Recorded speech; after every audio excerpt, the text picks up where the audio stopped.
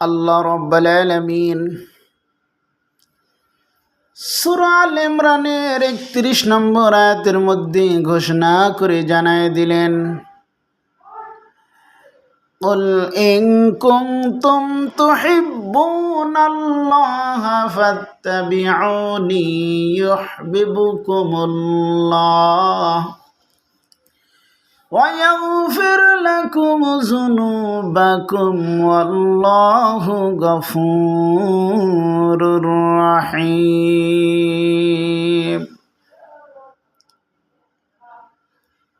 আল্লাহ বলেন, হে নবী, আপনি দুনিয়ার মানুষকে জানায় দিন যে ব্যক্তি আমি আল্লাহ রাব্বুল আলামিনকে ভালোবাসতে চাই সে যেন আপনার অনুসরণ করে, তাহলে আমি রাব্বুল আলামিনের ভালোবাসা সে পেয়ে যাবে। আমি রাব্বুল আলামিন তাদের যাবতীয় সমস্ত গুনাহগুলিকে ক্ষমা করে দিব। নিশ্চয় আমি অত্যন্ত ক্ষমাশীল এবং দয়ালু। আল্লাহ রাব্বুল আলামিন কোরআনের মধ্যে জানাই দিলেন নবীকে ভালোবাসার জন্য, নবীকে মহব্বত করার জন্য, নবীর অনুসরণ করার জন্য। যেই নবী আমাদের জন্য কত কষ্ট করেছেন, যেই নবী এই দিনকে প্রতিষ্ঠিত করার জন্য তেনার দান্দন মোবারক পর্যন্ত শহীদ করে দিয়েছে। সাহাবারা জীবন দিয়েছেন, সাহাবারা কত মহব্বত করত। এমনকি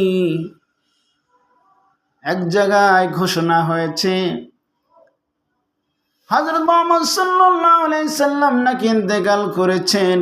এই খবর শোনার পর পাগল পারা হয়ে একটি মহিলা ময়দানের দিকে ছুটতেছে। সাহাবারা সংবাদ দেয়, তোমার ছেলে দুনিয়ার থেকে শহীদ হয়ে গেছে, বিদায় হয়ে চলে গেছে, তোমার স্বামীও শহীদ হয়ে গেছে। এমনকি একের পর এক বলতে আছে। কিন্তু নবীকে এমন মহব্বত করতেন, সেই মহিলা বলতেছে, আমার স্বামী মারা গিয়েছে, আমার সন্তান মারা গিয়েছে, আমার কোনো দুঃখ নাই, আমাকে সংবাদ দাও বিশ্ব নবী জনাবে মুহাম্মদুর রাসূলুল্লাহ সাল্লাল্লাহু আলাইহি ওয়াসাল্লাম কেমন আছে আমাকে একটু জানাও। কত মহব্বত করতেন, সন্তানের থেকেও স্বামীর থেকেও কত মহব্বত করতেন। এমনকি যারা আল্লাহ এবং আল্লাহ রসুলকে নিজের সন্তান সন্ততি সম্পদ থেকে বেশি মহব্বত করতে না পারবে, ততক্ষণ পর্যন্ত সে মুমিন, কামিল মুমিন হতে পারবে না। সেজন্য রসুলকে বেশি বেশি মহব্বত করা লাগবে।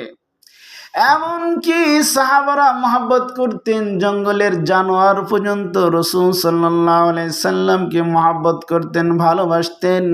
এমনকি কাঠ পর্যন্ত রসুল সাল্লাল্লাহু আলাইহি সাল্লামকে মহব্বত করতেন।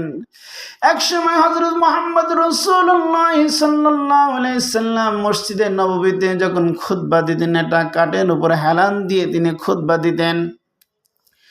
যখন একটা মেম্বারের ব্যবস্থা হয়ে গেল, তখন ওই কাঠকে সরাই দিলেন।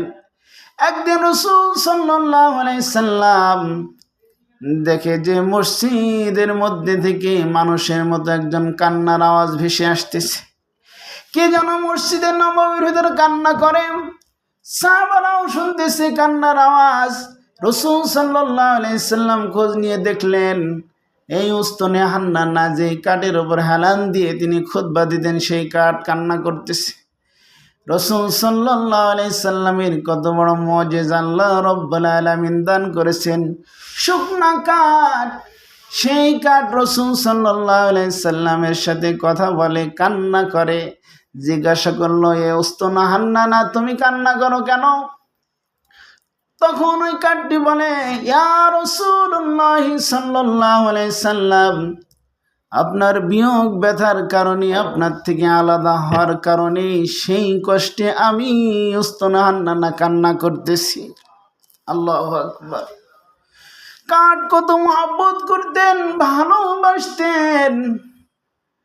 রাসূল সাল্লাল্লাহু আলাইহি সাল্লাম বললেন, ওস্তানা হান্নানা, তুমি কান্না থামাও, তুমি কান্না করো না, তুমি আমার মহব্বত কত করতে।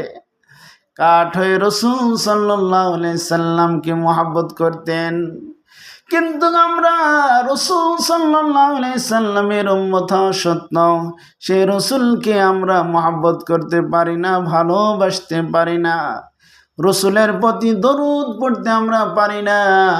আল্লাহ রাসূল বলেছেন, মান সাল্লা আলাইহি ওয়াহিদাতান সাল্লাল্লাহু আলাইহি আশারা, যে ব্যক্তি আমার প্রতি একবার দরুদ পড়বে আল্লাহ রাব্বুল আলামিন তার প্রতি 10টি রহমত প্রেরণ করবেন। বলুন সুবহানাল্লাহ।